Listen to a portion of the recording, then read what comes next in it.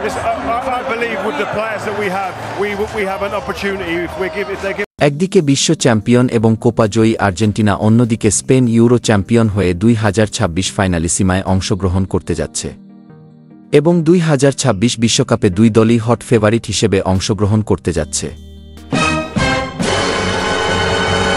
মোট ম্যাচ সংখ্যা 16টি। আর্জেন্টিনার জয় 6 বার আর স্পেনের জয় 6 বার। ড্র হয় 4 বার।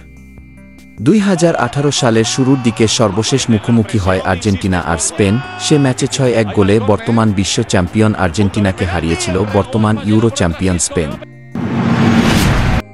Lionel Messi, Lautaro Martinez, Julian Alvarez, Enzo Fernandez, Mac Allister, goalkeeper Emiliano Martinez,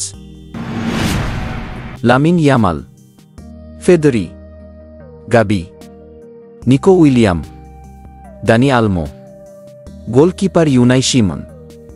2026 Finalissima হতে যাচ্ছে এক ঐতিহাসিক জেনারেশনাল ম্যাচ, যেখানে ফুটবল বিশ্ব হয়তো বিদায় জানাবে একজন কিংবদন্তি ফুটবলার মেসিকে আর অভ্যর্থনা জানাবে নতুন সময়ের উজ্জ্বল নক্ষত্র লামিন ইয়ামালকে। এই অসাধারণ ম্যাচের বিশ্লেষণ কেমন লাগলো কমেন্টে জানান। মেসি না ইয়ামাল, কে আপনার হিরো? ভিডিও ভালো লাগলে অবশ্যই লাইক, কমেন্ট, শেয়ার করবেন। ধন্যবাদ।